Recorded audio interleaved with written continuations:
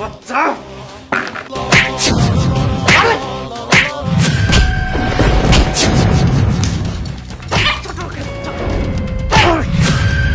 তোকে তো আমি মেরেই ফেলবো।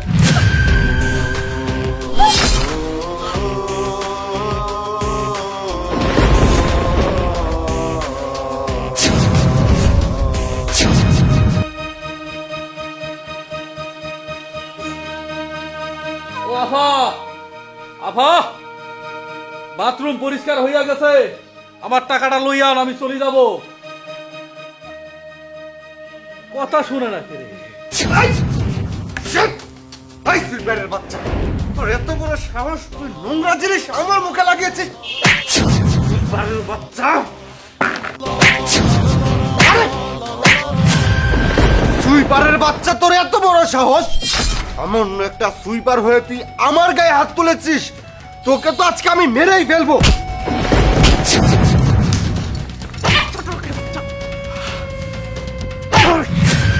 তোর এত বড় সাহস, তুই আমার গায়ে হাত তুলেছিস?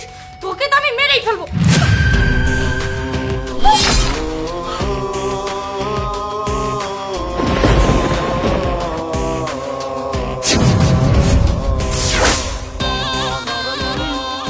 লিটু, তুমি তুমি এইভাবে এইখানে, তোমার তো বিদেশে থাকার কথা, তুমি দেশে কবে আসলে?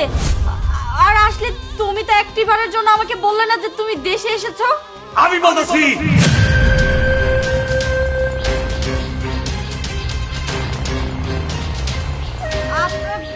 বলছেন মানে মানে কিছুই তো বুঝতে পারছি না, আমি কি হচ্ছে এসব?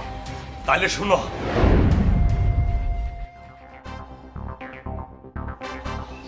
আমি তাহলে আসি।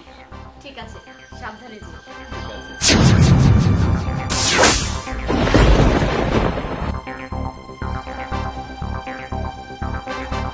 বোমা, তুমি এটা কি শুরু করছো? আমার ছেলে বিদেশ যাওয়ার পর থেকে তুমি পরকীয়া প্রেম শুরু করছো। আমার ছেলে তোমার কি কম ভালোবাসতো? তোমার কি অনেক টাকা পয়সা দিত না? আর তুমি কি করো? সরলতার সুযোগ পায় তুমি বাড়ির মধ্যে ছেলেটা তুলে উলামালা করো। আর সহ্য করুম না। এই চুপ, একদম চুপ, একটা কথাও কবি না। শোন, এইটা আমার স্বামীর সংসার, আমার স্বামী কষ্ট করে টাকা পাঠায়, আমি এই সংসারে যা ইচ্ছা তাই করবো। তোরা কোনো কথা কইতে পারবি না, বুঝতে পারছস?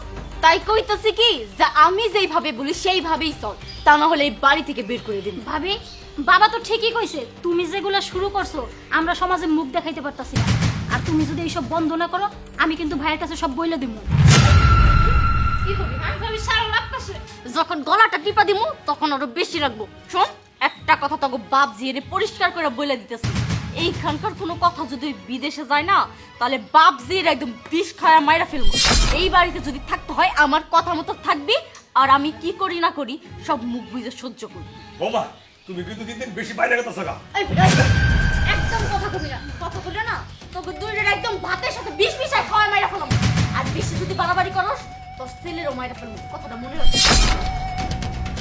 বাবা, ভাবি যা শুরু করছে এই অত্যাচার আর সহ্য করতে পারতাছি না, এইটার একটা ব্যবস্থা করতেই হইব। মা, এখন কি করবি? তোর বাধ্য থাকে বিদেশে, কবার কেউ নাই। বেশি কিছু কইলে তোর আমার বিষ খেয়ে বাইরে পালাবো। কিছুদিন এভাবেই থাক, আগে আমার ছেলে হোক, তারপরে সব কিছু খুলে কমু। না বাবা, আমি আর চুপ করে থাকবো না, এইটার একটা ব্যবস্থা আমি করবো।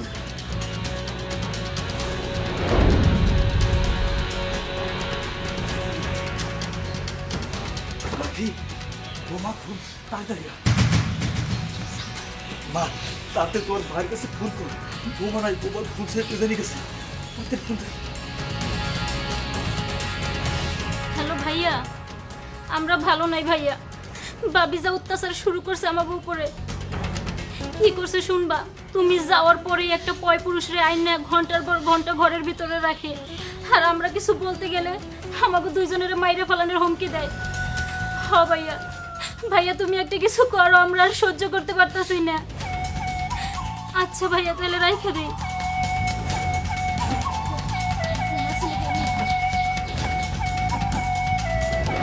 বাবা, তুই তো এখন বুঝলি তোর বইয়ের অত্যাচার আমরা দুজন কেমন করে সহ্য করছি। এখন কি ব্যবস্থা করবি তুই তাড়াতাড়ি কর। মানে তোমার বাবা মিথ্যে বলছে? আর এক একটা কথাও তুই বলবি না। এই হারামি, আমি তোকে কতটা বিশ্বাস করতাম, তোকে কতটা ভালোবাসতাম, তুই আমার ভালোবাসার এই মূল্য দিলি?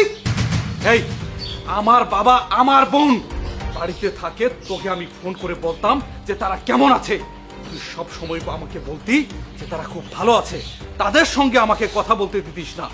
কিন্তু হঠাৎ যখন আমার বোন আমার বাবা আমাকে এসব কিছু বলে, তখন আমি বিশ্বাস করিনি, কারণ আমার তোর উপর অনেক বিশ্বাস ছিল। তোকে আমি ভালোবেসে বিয়ে করেছিলাম, সেটা পরীক্ষা করার জন্য আমি প্রবাস থেকে লুকিয়ে এই দেশে ফিরে এসেছি এবং তোদের দুইজনকে হাতে নাতে ধরে ফেলেছি। শুধুমাত্র তোদেরকে হাতে নাতে ধরার জন্য আমি এই সুইপারের ছদ্মবেশে তোদের সামনে এসেছিলাম। এই, তোদের জন্য আমি কি করিনি বল? শুধুমাত্র তোর জন্য, তোর সুখে থাকার জন্য আমি প্রবাসে গিয়েছিলাম। দিনের পর দিন পরিশ্রম করে তোর অ্যাকাউন্টে এই টাকা পাঠিয়েছি, যাতে করে তুই সহ আমার বাবা এবং বোন একটু সুখে থাকতে পারে। কিন্তু না, তুই আমার বাবা আর বোনকে সুখে থাকতে দিসনি। দিনের পর দিন তাদেরকে চাকরের মতো খাটিয়েছিস। আমার ভাবতেও ঘৃণা লাগছে যে তোর মতো একটা মেয়ে আমার বউ। তোদের মতো মেয়েরা কখনো এক পুরুষের শান্তিতে থাকতে পারে না, আর তোদের তো 10টা পুরুষ দরকার, আর তুই সেইটাই করেছিস। ঠিক আছে, তুই যেহেতু আমার অবর্তমানে একটা পরপুরুষের সঙ্গে পরকিয়া করেছিস, তোর মতো একটা স্ত্রীকে আমার দরকার নেই। তুই আজ এই মুহূর্তে আমার বাড়ি ছেড়ে চলে যাবি, বেরিয়ে যাবার বাড়ি থেকে। হ্যাঁ, যাবই তো। আর এমনিতেও না তোর সংসার করার ইচ্ছে আমার নেই, আমি তো এই দিনটার অপেক্ষায় ছিলাম। বেবি চলো।